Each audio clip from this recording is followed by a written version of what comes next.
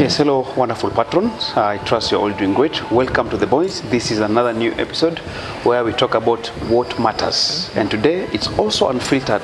We're going to talk about serious issues. First of all, we're going to talk about political issues. We're going to also talk about, because you know we are under the mental health month, many people have been left aside and we need to also talk about that. So, wonderful patron, I trust you're ready. Our viewer, just give us your ears. Absolutely. Cheers. So my brother, welcome my brother. How are you, my brother? How are you doing today? It's been long, but it's been indeed long. Since we last it's been ages, man. Yeah. Not bad. We are pushing. Yes. We are trying the best we can. You know. So brother, yes, see, there is a current trending thing regarding our political hemisphere. Landscape. Let's talk about the landscape itself. Yes. You realize that what is it that leaders are missing? What do you feel is that they're not understanding about the Gen Zs? You being a Gen Z, I being a Gen Z. Yes. To your own understanding, what do you feel that these leaders are not understanding that the youth are trying to communicate? Right. I think particularly the problem is that there's a disconnect because you find the current political players, they are all students of the previous regimes. They are either people who went to school during the Moi times. They went to university, to high school and university during the Moi times. And you see, during those days, things were running different. And the landscape at the time, or rather the modus operandi at the time, was the more follow instructions from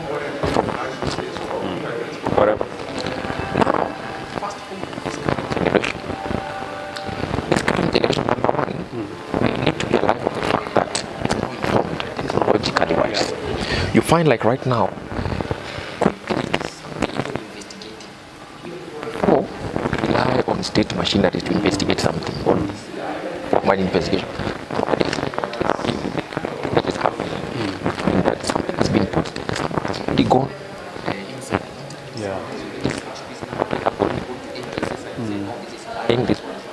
And then even I think yesterday when the police gave that report of the vehicle that came from I think Migori that abducted this person, the moment they gave the plate number of this car, already someone had already tracked the GPRS of how that car moved and mapped out location, how that car moved, and already uploaded it. So now I think the conflict is coming from a generational shift, whereby our fathers were more of respecting the system, following what they are told.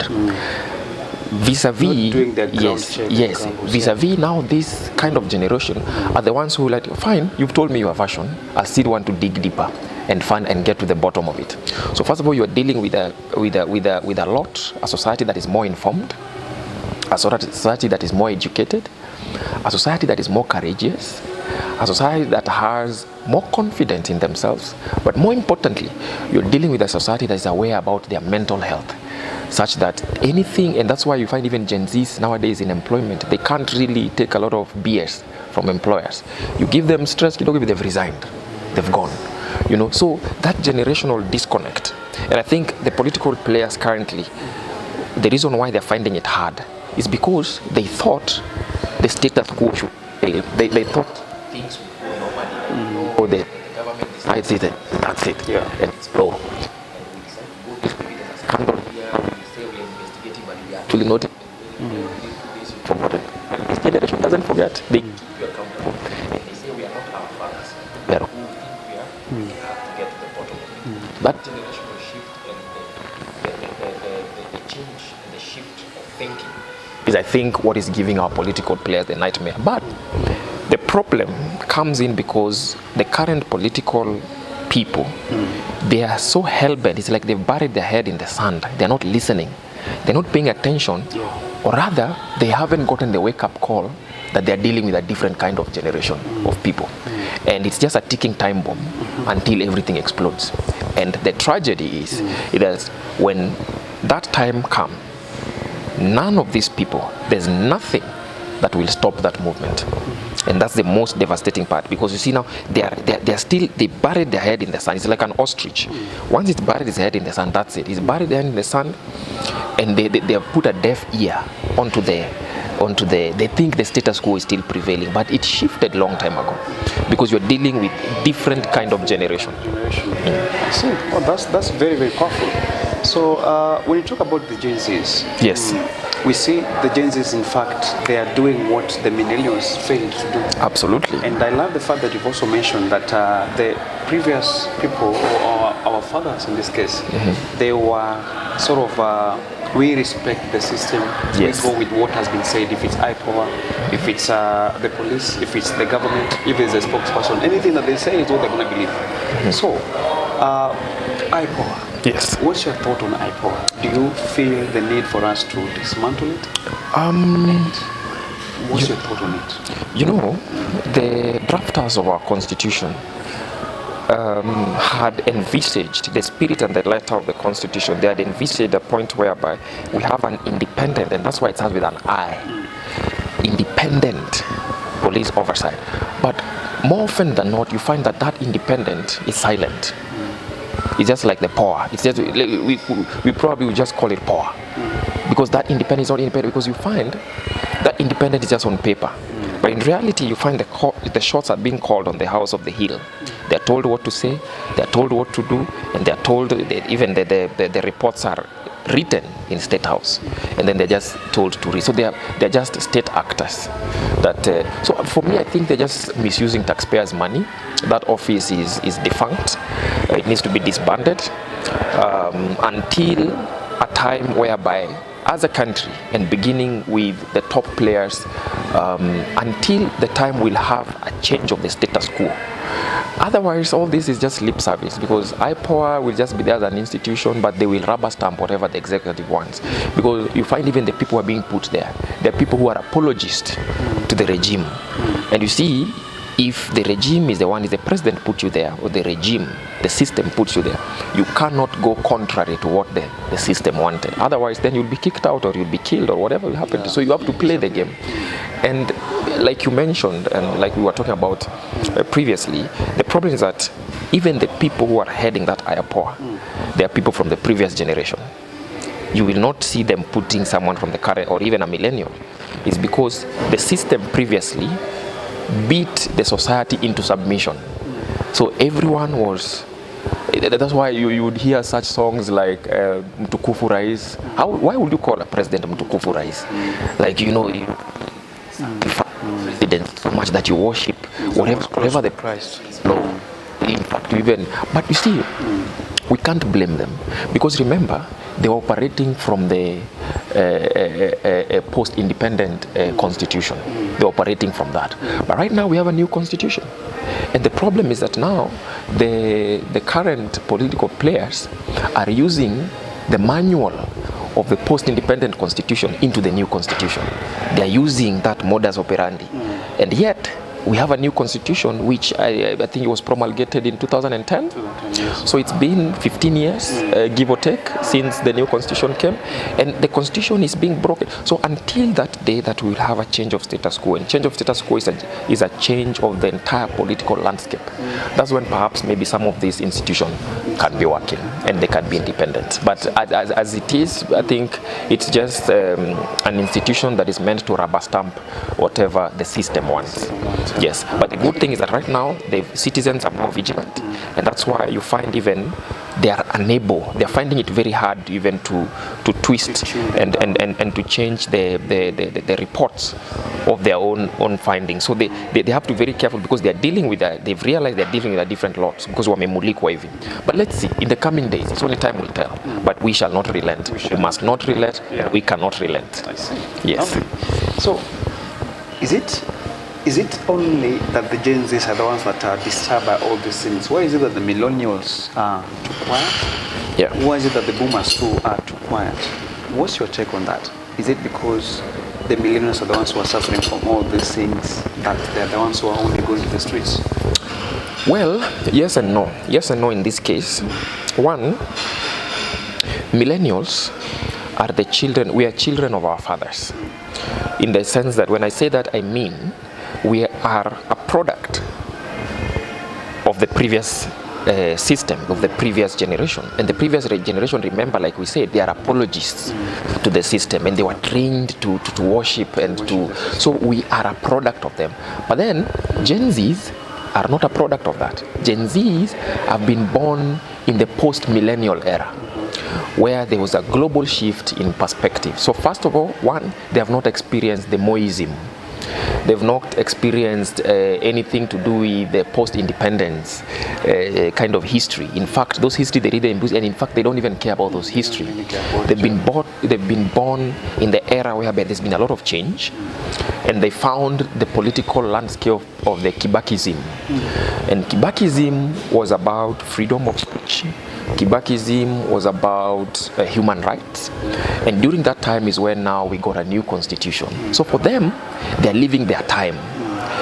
Millennials are halfway living the time of the Kibakism, but part of their life is still in the Moi era, because millennials were born in the 80s and the 90s, and that time Moi was still in power. So millennials are in between. It's only that I would look at it this way. Millennials are just mature Gen Zs. And the reason as to why millennials didn't start this revolution is because a part of millennials are still apologists. And we are also somehow beaten into submission because we are the children of our fathers, and our fathers were apologists. But then Gen Zs have no connection with that. They are charting their way forward. But remember, even with the previous revolutions, even in the Far East and how they started, even in the Middle East, in the Arabian Spring and everything, most of revolutions, they are normally those people called the starters of the revolutions. But then all players are also needed. Now, the role of the Gen Zs are like the spark, the ignition that is needed, to ignite this. But then, remember the leadership. Now, the rational part and the comes now from the millennials, because now millennials are the ones, now the strategies are the ones who now give, because you see Gen Zs have this energy and emotions, and they want to go and they want to proceed, but then they lack wisdom, and they lack strategy, and they lack maturity, and they lack sobriety and guidance. Now that's where millennials come in, because as most millennials, you'll find them, they'll not be in the streets, because probably they're hustling, they're working, and they're boardrooms. Yeah. Sorry to cut you short. Yes. But if you look at the people who are representing the masses, yes, in the parliament section, yes, you find majority of them are millennials. Yes. Though their kind of conducts cannot yes. even, it doesn't subject any yes. wisdom, it doesn't show any remorse, it doesn't show any empathy. They just talk bluntly. Yes. They just, it's sort of praising the government rather than representing the people. Now, yes. What is wrong yes. with those millennials? That's a very good point, my brother, that you brought in there. But also, let it not be lost on us, but the current political players who are millennials, they are direct apologists or representatives or family members of the previous regime. You'll find this one is the son of this one. This one, their father was the former minister of this one. This one. So you find there is not a single part of someone who is not connected somehow, somewhere with the status quo, so to speak. And the system has, in times without number, always they wanted to create that continuity such that there's no shift in the status quo, so that when I leave, I either bring my nephew to run as a member of parliament, so they start grooming them from early age, and so that you find yes, you'll find the old guard have left and the new guard is in, but the new guard are the children of this old guard. They are connected somehow. They either friends, or relatives, mistresses, and you find it's nominated positions. They are by concubines. Key players in the political field. And that's why now we as young people, we have to drain the swamp, and draining the swamp is uprooting it from the roots, and now injecting new blood, someone who is not connected in any way with the status quo of the previous regimes. That's when we'll have real change in this country. To uproot them, right? I believe it requires a fresh start, like yes, a restart. absolutely, absolutely. But that means it's also dismantling the political parties that are there. Absolutely. Because you see, these political parties are still key players in some sort of decision making, and they also have large following. Do you feel for us to bring it to a set, we also have to, do away with political parties that have been there or have been in existence for a very long time? Yes, actually that's fundamentally, because part of breaking the status quo is, first of all, you have to dismantle the system, because the system is infiltrated by cartels. In even in corporates, because we've all worked in corporates and corporations. You find that whenever you go into a company, a corporate, there's a way some things run, and then you'll discover there are key players that controls how those things are running. And then when you dig deeper, you'll realize those key players have stayed in that company for some 10 years, 15, so they've formed a certain caucus of themselves, and unless you go through that, then nothing can move. So the best way to remove that, you have to remove it from the roots. You dismantle it. Sometimes it's painful, sometimes but it has to be dismantled. And that's why even in the Bible, history reminds us that when God wanted to destroy, he destroyed everything through earthquake and through floods and through whatever, because you want to finish everything. Now, coming back to a political scene, you mentioned about the political parties, but let it also not be lost on us, but most of these political parties, if you look at the current political dynamics, majority of the citizenry, and when I say citizenry, I mean now the larger spectrum of the citizenry, they've lost faith in all these political parties. And that's why I'm saying even in the coming election, we will not be surprised to see many key players coming with, one, either new political parties or as independent, because people are now not voting along political hoodwinking. They're not voting on political emotion, because before it will be political parties will just whip emotion, so then it's us versus them. So if you are not in ODM, you're either in UDA, and then they fill those positions with anyone, because now you're voting for the party, not even for the individual, because you don't want, if it's a ODM zone, as long as you have the ODM ticket, you go. If it's a UDA zone, as long as you have the UDA ticket. But now things have changed. They're looking at the individual. And more importantly, it's even good that the oppressors have united by themselves. ODM and UDA have united, so which means they're on one side. Oppressors are on one side, and then this other side now is. And also Gachagua, it's not that he's clean. So this coming election is a very particular one, because it will be a defining one to chart the way forward. But we will not be surprised to see so many people coming from independent. So we are no longer hell-bent with parties and party politics, and that's a good step. That's a very good step. Thank you for that. Yes. I'm still under the Gen Zs, right? Because they are I would say they make up the largest population, right? As far as the country or community is concerned. So we see all these things that are happening affects the Gen Zs too much. We call it depression. We call it they are tired. We call it they need things to work, and that's why they're outside there with rage. They just want something to work. Yes. So let's talk about depression. We are actually under the men's mental health. Yes. And we see, as far as our ladies have gotten someone to talk to them, men have been left aside. Yes. We've been left aside to be able to... The boy child. Yeah, the boy child have been left to be able to, carry all the burden and told not to cry. These Gen Zs, you've also mentioned the fact that you find a Gen Z once he's employed and then the boss is making this guy feel uncomfortable. They choose to resign quickly. It's not like the millennials, they'll just endure it until... But you see, for the Gen Zs, they don't care. They'll just leave. You get that? So, the mental health. Let's talk about the mental health. Absolutely. Do you feel some of these reactions that the Gen Zs are having is not only because of what is currently happening, or is it because of some sort of traumas they're growing up? Could that be what is making them look like that? Or what is the catalyst to this? Well, in other words, is childhood trauma the bigger player to people's rage, people's busting out, people wanting to fight for something they don't even care if they're going to die or not? Well, I'll answer your question in twofold. First of all, I in terms of childhood trauma, I would say yes and no. Because if there's a generation that has suffered, it's not the Gen Zs, it's the millennials.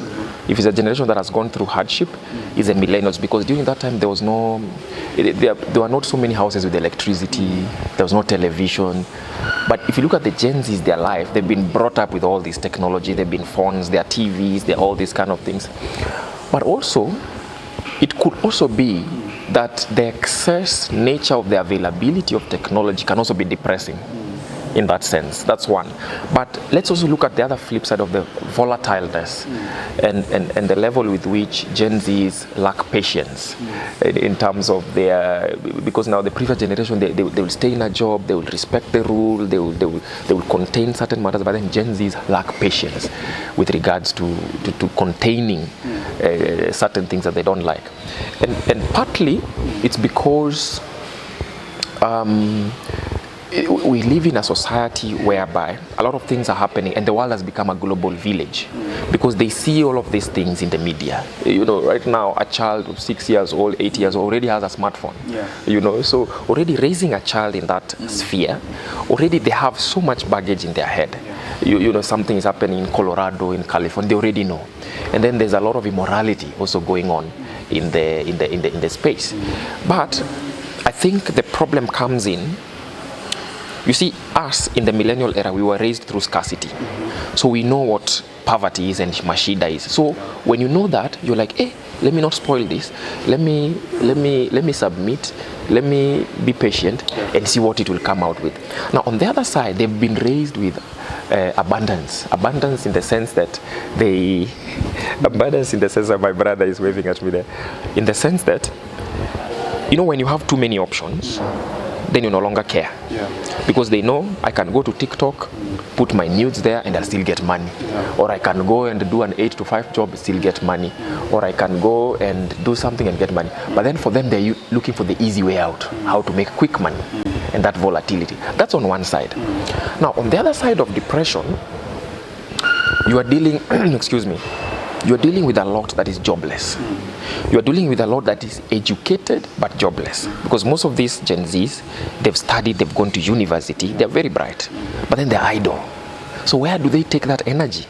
Because now you find out that energy has to go somewhere. Because you see, energy can either be created or destroyed, but it can only be transferred. So when you have too much energy and you can't take it anywhere, now it results into anarchy and chaos. And some of these people, they get overwhelmed. That's why they commit suicide in terms of the mental health that you're talking about. Because you find most of these people, they are educated, but they are jobless. So then hopelessness kicks in. And that's why you find most Gen Zs are on the streets, rioting, because now you are dealing with a society, with a generation that doesn't care, that is hopeless, because they have nothing to stay alive for, nothing to hold them grounded. Because us millennials are like, okay, me, I have my job, I have my family here, but you are dealing with a society that has lost hope. And that's the worst form of ammunition. You know, they say suicide bombers are the worst, but the real suicide bombers are people who have lost hope.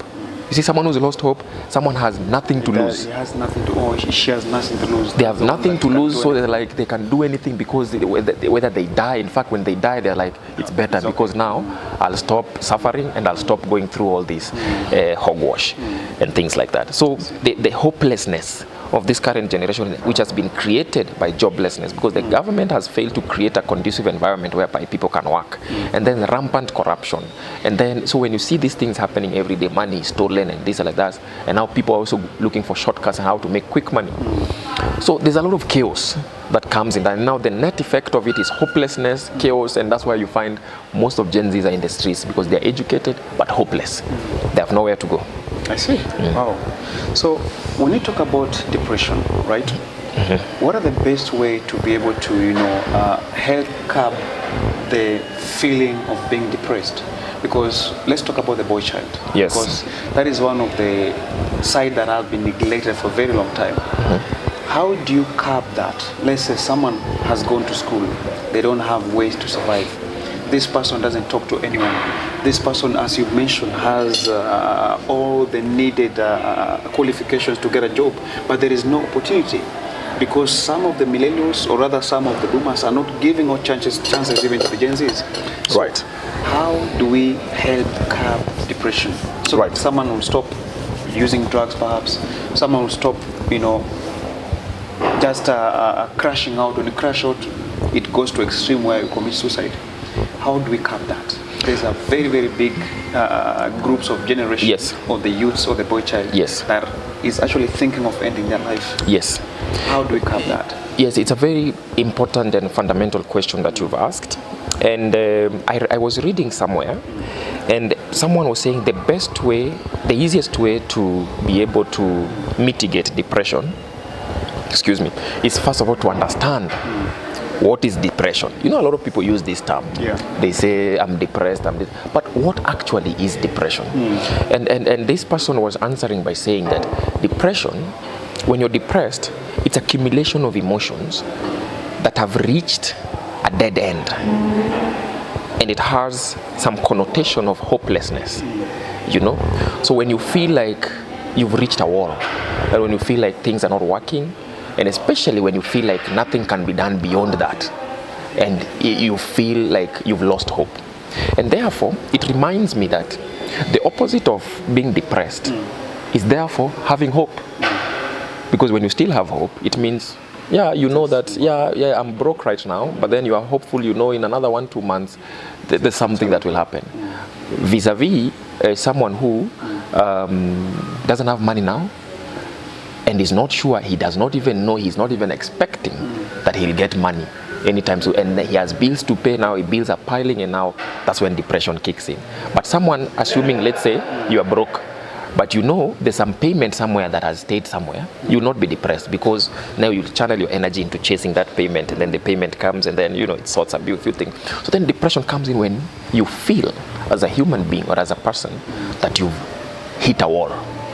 Therefore, the best way then to curb this depression is to make sure that either you don't get to a position whereby you reach the wall, or you remove the wall altogether. So then you ask yourself, what are some of the things that are creating these walls for me as a person? And then you remove it, and you look for ways to remove it. But immediately and more fundamentally, that wall is normally a mental wall. It's created in the mind. It's not a physical wall, you know. So therefore, and you ask a very good question, how then do you curb this? How do you mitigate this depression? For me, I think it boils down to having a mental shift into looking at things in a very simple statement. Whether changing how you look at things, because when you change how to look at things, the things you look at change. You've ever heard of that connotation somewhere? So you have to change from looking at things from a view of looking at a glass half empty, and begin looking at it as a glass half full. How do you curb depression? Instead of looking at things which are not working, because when you focus on things which are not working, you will find millions of them. Instead of looking at things which are not working, start looking at things which are working, and build from there. Because you'll find, fine, you're broke, you don't have money, but you still have a house. You've not been start looking at what do I have versus what I don't have. Wow, that's interesting. There's something that we've just mentioned regarding do not focus on things that are not working. Yes. And shift your mind to what can work. Yes. Now let's talk about a Gen Z or a millennial who has been into business, right? Yes. The guy had a capital, opened a business or started a business or a company. Right. But it's not working out. Yes. And now you already use that money to start a company. Yes. What can this person do to be able to, you know, still survive? Because you start a business, that was a capital that you've used there. You know, the only easy way out is either to go the other side. Yes. Either you become a criminal. Yes. You can either do some illegal things. Yes. You can either mug people on the road. Yes. So that is the easy way of going through it.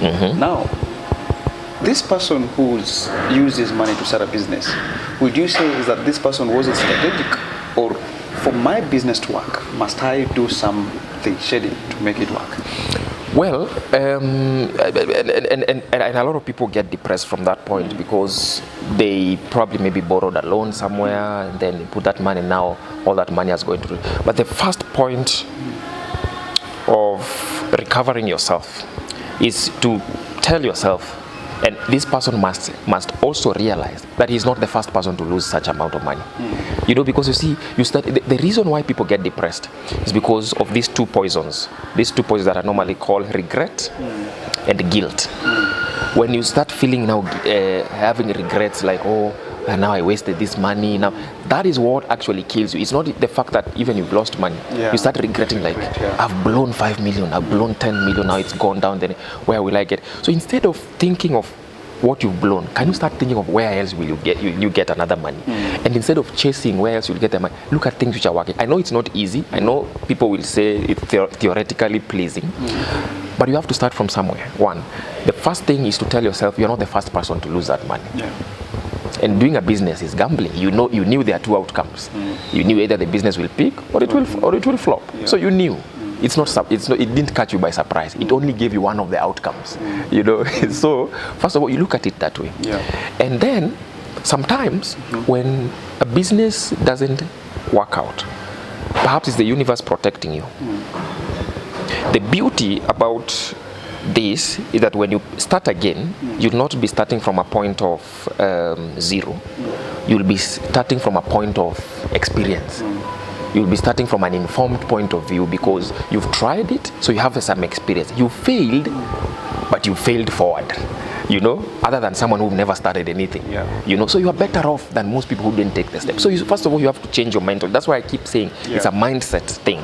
You first of all need to be okay here and tell yourself like, fine, I tried, it didn't work. Fine, we move on. This money is gone, it's not coming back. Let me build another. You are not the first person. Some people even have tried 7 times. It didn't work. Then the 8th one is when it worked. So maybe now next time you will know that when you get money, you wouldn't put the whole of it, invest the whole of it in one basket. You won't put all your eggs in one basket because now you'll be more careful. You can even go and borrow another loan. There's nothing wrong with having debts. The same way you borrowed this one, you didn't have it also, so you borrowed it. Go borrow another one from elsewhere. Have as much debts as you can. There's no one who doesn't have debt. Even America, the most advanced country, has trillions and trillions of debts. So don't fear debt. Use debt to your advantage. Go borrow another one because it might actually work. And then when it works, now you can pay off this one. You know, go borrow another. And then now, this time, the beauty about it is that you'll be starting now from a point of experience. Now you will be, okay, last time I invested 5 million, I put all the eggs in one basket. So this time, maybe you can go and borrow even a small amount, like 3 million. And now you say, this 3 million, I'll put half of it as my security in case this doesn't work. Let me invest first of all 1.5 and see how it goes. You can change a few dynamics in whatever idea that you had. Then you invest and then you see. Because now you'll start it from a point of. And even that one can also reach a point it doesn't work. Start another one. Again, don't give up. Because eventually, the universe will reward your effort. Eventually. That is a promise that has been promised. Eventually it has to work. When you keep hitting a rock many times, eventually it will split and water will come out of it. Okay. So the most important thing is not to lose hope. You must keep going. And that is now the acumen that creates an entrepreneur. There's a difference between a businessman and an entrepreneur. An entrepreneur is one who has gone through that fire. He knows the ins and the outs of it. So that's the process whereby you're being molded. Just like even gold. For it to be purified, it has to be heat. You have to use heat to create it. For a seed to germinate, it has to break. For a child to be born, water has to break. So you have to, as an entrepreneur, you have to go through that fire. And if you cannot handle that, then you have no business being an entrepreneur. You'd rather just go and be an 8 to 5 employee. There's not so much pressure. You just need to wake up in the morning and go in the evening, but you're selling your future. Yes, but if you hell-bent to being an entrepreneur, you have to know that there are possibility of 2 outcomes. It might fail, it might work. And when it fails, it's not the end of things. It's just a feedback that it has given you. It has given you feedback either to redirect, to re-strategize, to rethink. You don't need to stop there. The same way you got that money to invest there, you can still get another one to reinvest. Oh, that's a very, very lovely way to put it. Yeah. Now, a quick one here. You've talked about debt. And, yes. Yes, someone should go and take a loan, an example. Who should take this loan? Is it a sole proprietor or a consumer? Financial literacy is very, very important. Do not take a loan for consumption. It is tantamount to suicide. You only take a loan to do things which will better your life in terms of investment or buying an asset that will increase acquisition and generate income for you. But if you take a loan to consume, that is foolishness and it's unintelligent because you'll still pay for it twice. A loan is something you pay for it twice. You pay the loan and you pay the interest generated by the loan. And so for consumption, it will be foolish to do that. And I also had to learn it the hardest way because most of the time I was taking a loan to buy something in the house, to buy this, to buy that. Then you realize because now whatever you bought, it only giving you momentary satisfaction. The satisfaction is so short-lived. It's actually small. Yes, the gratification you just within a week then it's gone. Yeah. So then why did you go through all this process to? But if you took that loan to start a business somewhere, or to reinvest it, or to do this, then that is wisdom, which a lot of young people fail and fall short of. But you have to go through that process to be able to learn. Was there a point in time where, when you were doing your business, you got depressed and you felt like, no, I think I should stop this business? That always comes in the life of an entrepreneur. You always have doubts. Sometimes you feel like, is this the right thing to do? Maybe should I redirect my energies elsewhere? Should I reconfigure? Should I stop this business and start something else? They always come. But you must be in a position whereby you don't listen to that inner voice of doubt and keep the main things main. Be resolute and focus on one thing and fulfill it, and make sure everything has been achieved to that front. Well, you just beat that sense of doubt and look forward, plan your ways forward, and look at things in a more consolidated manner, such that you are not distracted and don't look around comparing so and so had done this one, so that. No, just focus on your model and go with it. I also had to learn the hardest way, because I reached a point where maybe should I change from this interior design, maybe I do something else.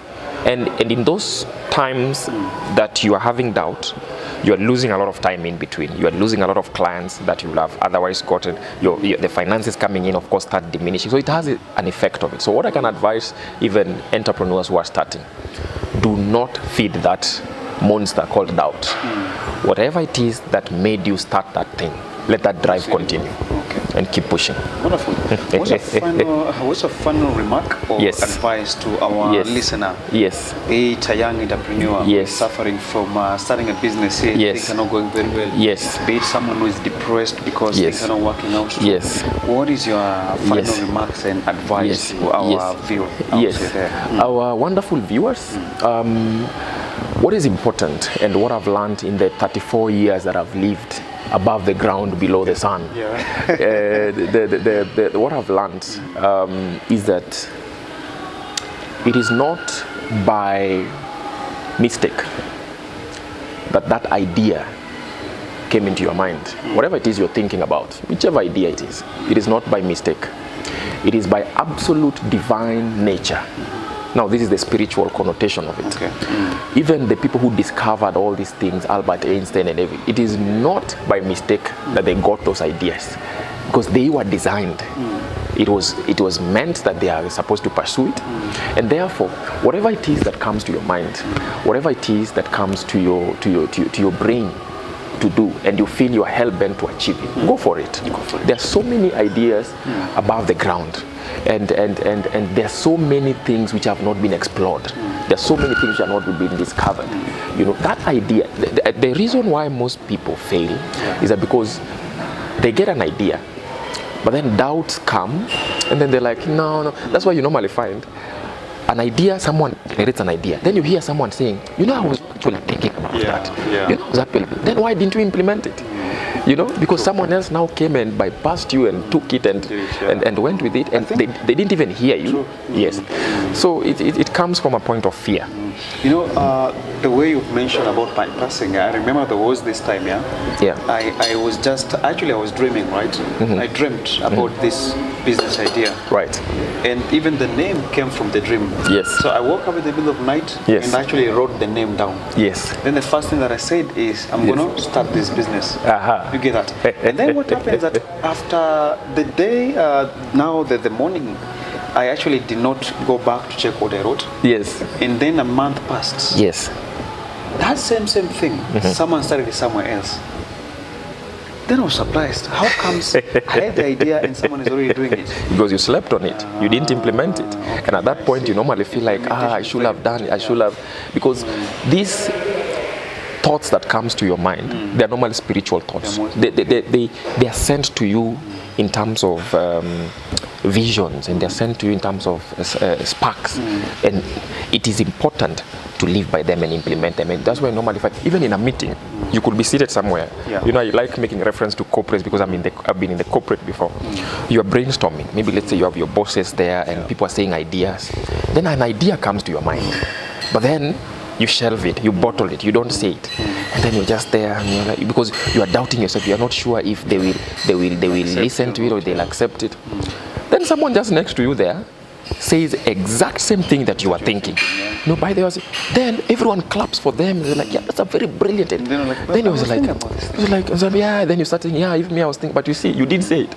You see, when the idea came, you didn't say it. But someone else have said it, and then now everyone is happy in the meeting. Yeah, that idea was really great. But even if you don't tell them in the meeting that you're thinking about it, you'll feel so bad. You'll go home thinking like, I should have said it. I should have said it. I should have said it because I was thinking about it. So when that happened to me, nowadays even in meetings when I go and an idea comes, I front it. I say yes. If something gets into my mind, like you said, I write it down. I have a whiteboard somewhere in one of my rooms. I write it there. And I can't say I'm perfect, that I implement everything. I also have that shortcoming. But it's something that we need to work on as a human being, as a society. The moment an idea gets into it, normally a divine sent message that you need to implement it. And when you implement it, things just blow. Things just happen. Yes. Oh, thank you very much. So, wonderful patrons. Yes. I hope you've heard it from my good friend. Yes. And I hope you've learned a lot. So, yes. One thing to take home is seize the moment. Yes. Make sure that you are always positive in any dealings that you do. Absolutely. And do not procrastinate, because that is it's a vision killer. Never procrastinate. Young patron at home, keep it locked in. And we're looking forward to seeing you on our next episode. Thank you very much, my brother. Thank you so much. Honored to having you. Thank you for having me. Thank you for having me. Yes. Let's do this more and more. True. Because I know sometimes we travel, we don't get to see each other a lot. And I know you might be leaving soon. I'll also be leaving at some point. And whenever we find time to have these kind of things, it's very, very important to keep our minds active and also to encourage each other. I love what you're doing in the social enterprise space with the young people in Kibra. Continue doing what you're doing because it has to be done. And when it's being done, the universe eventually normally opens up into a different hemisphere and everything. And in that front, when you allow yourself to be used as a vessel by the universe to transform the lives of these children, ultimately you are changing their lives for posterity, and that is the most fundamental instrument of humanity, to be able to be a blessing unto other people, even if it's not for any gain, you know, even if it's not for any momentarily or individual gain.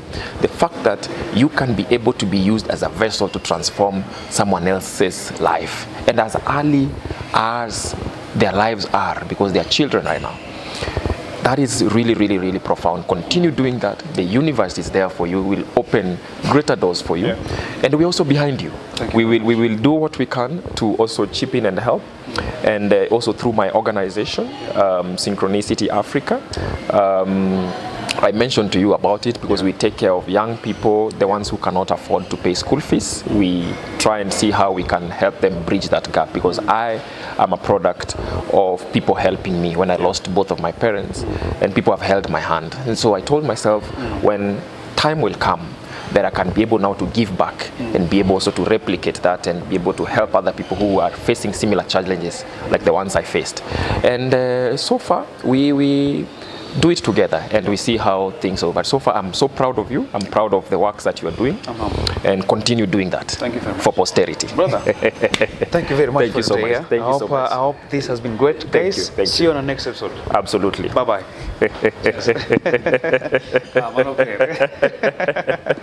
Don't. Which one? Jakababa. Ma.